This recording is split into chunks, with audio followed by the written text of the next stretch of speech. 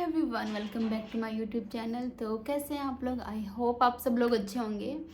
And अभी जैसे मैंने कुछ दिन पहले एक वीडियो अपलोड किया था कि question and answer about JNU, तो उसमें मैंने जो आपकी मेन जो क्वेरीज थी, कमेंट्स में बहुत सारे क्वेश्चन जो पूछे हुए थे, जो मुझे लगा कि इनका आंसर करना चाहिए, तो मैंने उनका आंसर किया था उस वीडियो में।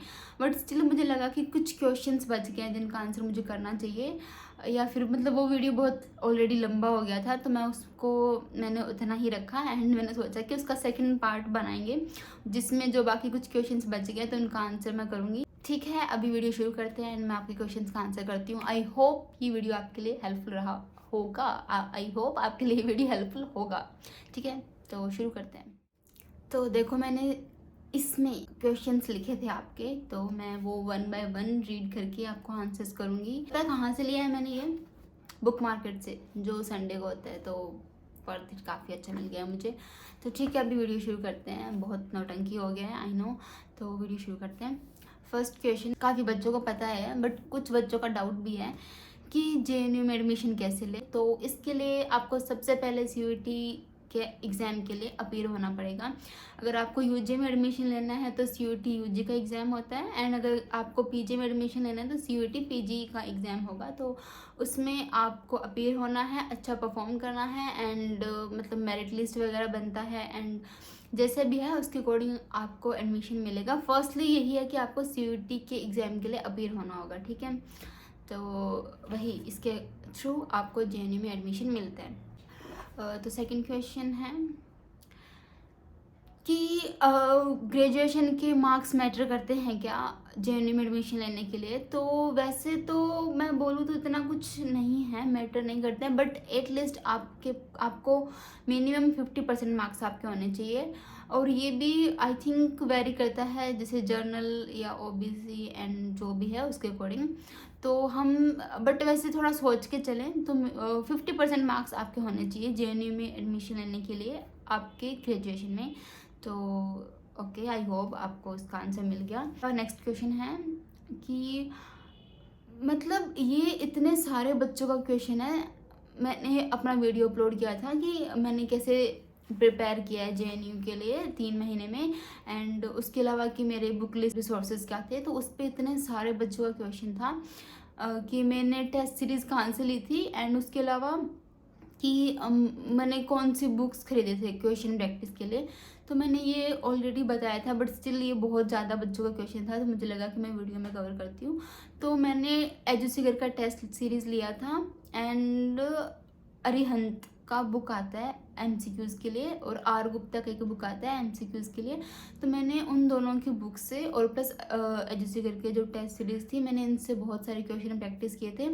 अगर पर्सनली मेरे से पूछो तो फॉर मी मतलब मुझे ज़्यादा हेल्पफुल लगा वो आर्यहंत का बुक और आर गुप्ता का बुक, क्योंकि उसमें मुझे बहुत सारे क्वेश्चन मिले थे प्रैक्टिस करने के लिए। एंड क्योंकि आपको पता ही है कि ये जो सीयूईटी पीजी का एग्ज़ाम है ये एमसीक्यू टाइप है, तो इसमें आपको बहुत सारे क्वेश्चन प्रैक्टिस करने चाहिए अगर आप इसके लिए एग्ज़ाम के लिए प्रिपेयर कर रहे हो, क्योंकि इससे आपको एक थोड़ा आइडिया मिलेगा और मतलब आपका प्रैक्टिस हो जाएगा। आप ऐसे एग्ज़ाम वाले दिन वहाँ पे पहुँच के ऐसे पैनिक नहीं करोगे, या फिर ऐसे नहीं कि अगर आप देखो खाली बहुत सारा प्रिपेयर कर रहे हो, पढ़ रहे हो, क्वेश्चन प्रैक्टिस नहीं कर रहे हो, तो भी आपको एग्ज़ाम वाले दिन बहुत मुश्किल रहेगा अगर आपने प्रैक्टिस करके नहीं गए हो।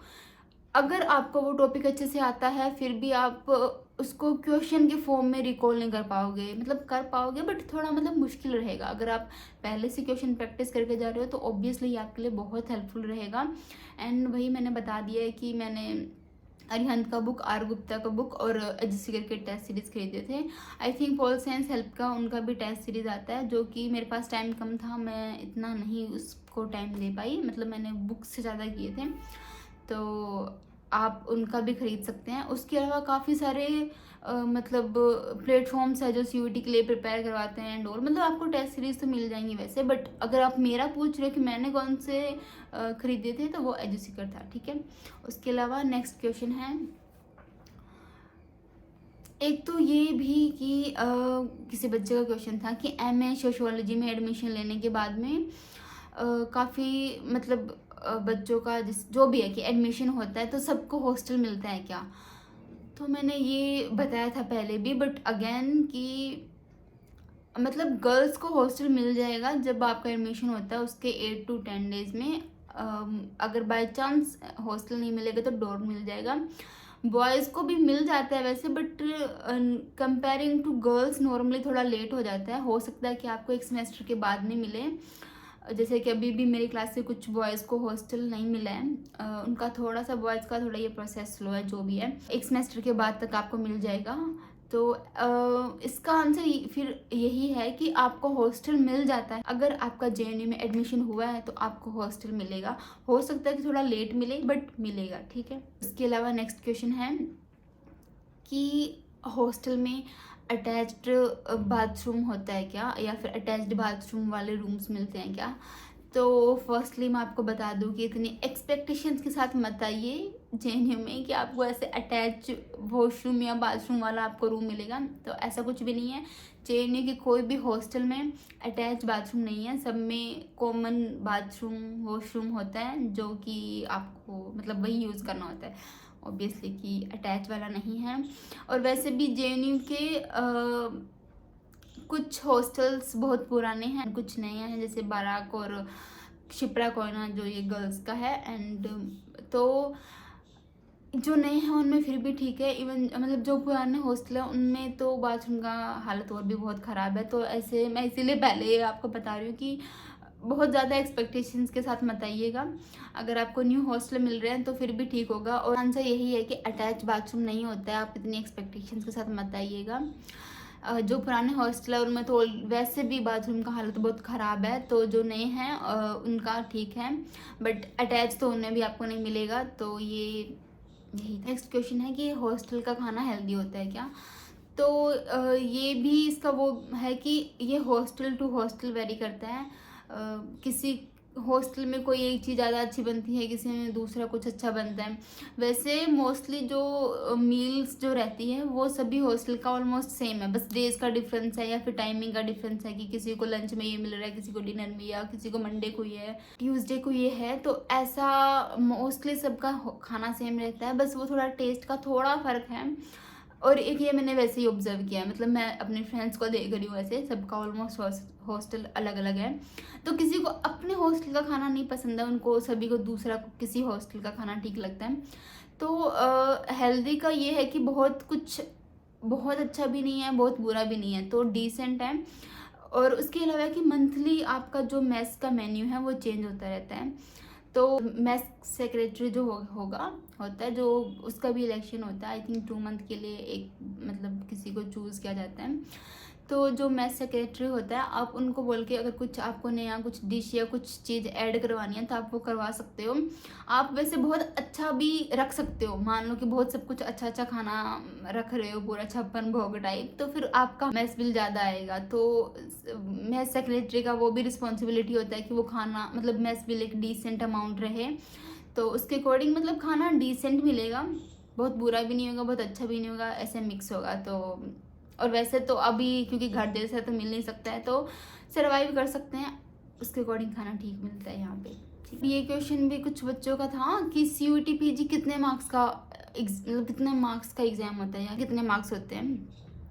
तो CUET PG 300 मार्क्स का होता है, जो कि सब्जेक्ट टू सब्जेक्ट वेरी करता है कि आपको कितने मार्क्स चाहिए क्वालिफाई करने के लिए या फिर मतलब JNU में एडमिशन के लिए, बट टोटल मार्क्स 300 का। और ये भी इतने बच्चों का क्वेश्चन है, नोट्स कहाँ से मैंने नोट्स लिए जिससे करके, तो मैंने इसका भी ऑलरेडी बताया था, बट स्टिल बहुत सारे बच्चों का क्वेश्चन था एंड मेरे को लगा कि ये नोट्स बहुत हेल्पफुल है एंड नहीं मिल रहे हैं, तो मैं फिर से अलग से मतलब प्रॉपर वीडियो में बताऊँ।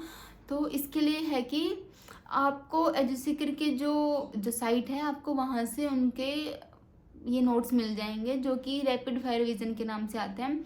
एंड वैसे भी अभी दिसंबर मतलब नवंबर चल रहा है, थोड़ा ही टाइम बचा है CUET PG के लिए, तो वो हर साल अपना मतलब थोड़ा जो भी नई चीज़ें ऐड करने के बाद में अपना वो अपलोड करते हैं, नोट्स होते हैं उनके। तो आप जाइए उनकी साइट पे एंड देखिए, आपको रैपिड फायर रिवीजन के नाम से नोट्स मिलेंगे, जो कि CUET PG के लिए होता है, पॉलिटिकल साइंस के लिए।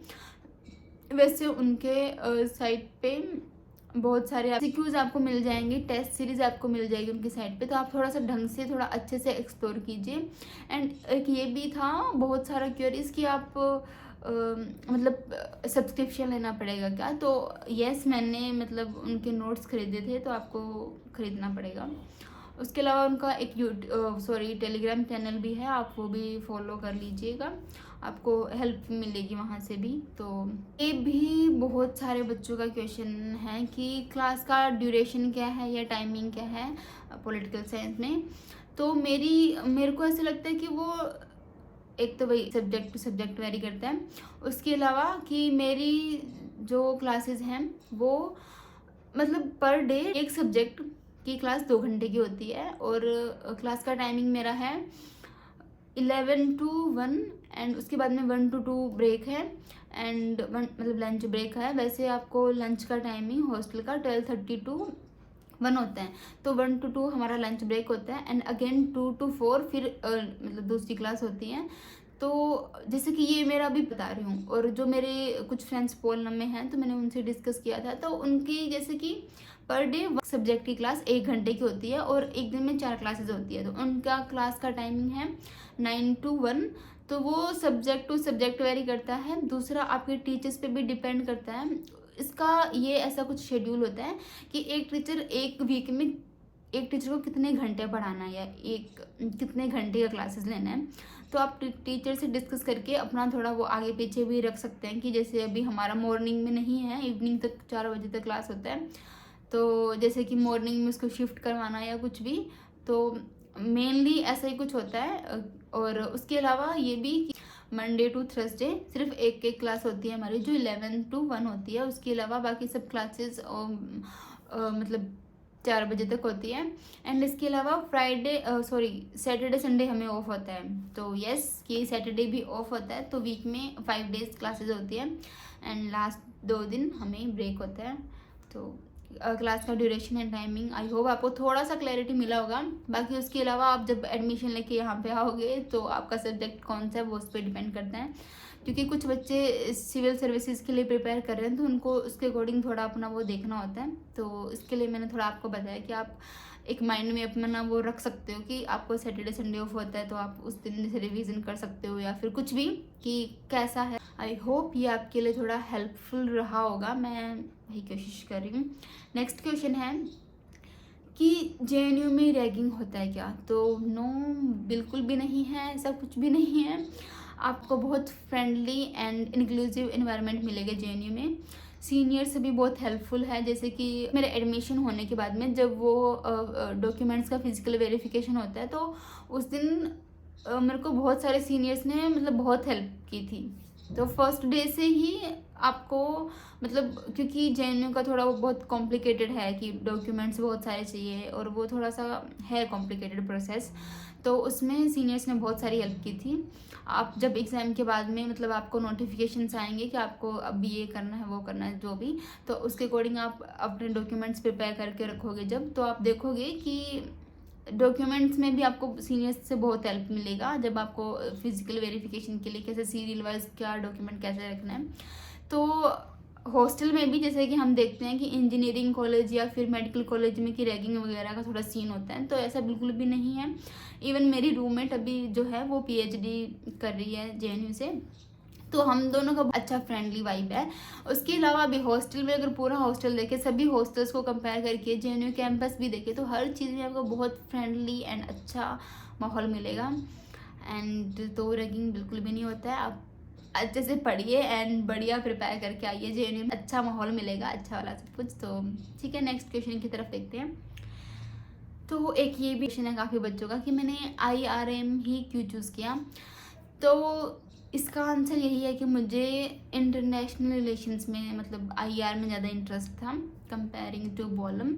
तो वो आप अपनी प्रेफरेंस के अकॉर्डिंग रखते हैं, तो मेरा IR मतलब प्रेफरेंस में था। तो आई होप ये वीडियो आपके लिए हेल्पफुल रहा होगा। मैं कोशिश कर रही हूँ कि आपकी सब क्वेरीज़ का आंसर मैं कर पाऊँ। अगर आपको कुछ भी डाउट है तो मैं आपका मतलब वो सॉल्व करूँ या फिर आपको हेल्प करूँ, क्योंकि जब मैं खुद CUET के लिए प्रिपेयर करी थी या फिर जब मेनली जब डॉक्यूमेंट्स का काम आता है, तो उसमें मतलब हमें बहुत, मैंने जो ऑलरेडी बोला कि थोड़ा कॉम्प्लिकेटेड है, बहुत सारे डॉक्यूमेंट्स एंड अरेंजमेंट करना है, इतने टाइम में बनवाना है, ये वो तो बहुत ऐसे रहता है।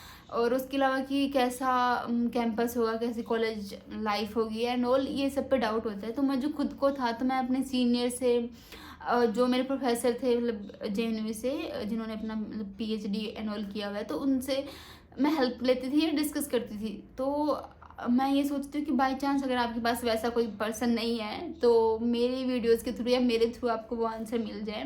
तो मैं वही कोशिश करती हूँ कि आपको मेरी वीडियोस के थ्रू मैं आपकी हेल्प कर पाऊँ। तो आई होप ये वीडियो आपके लिए हेल्पफुल रहा होगा। एंड अगर थोड़ा भी हेल्पफुल है तो please like my video and subscribe my channel. तो आपको जेएनयू के बारे में न्यू अपडेट्स मिलती रहेंगी। वीडियो के लिए इतना ही, तो थैंक्स एंड बाय।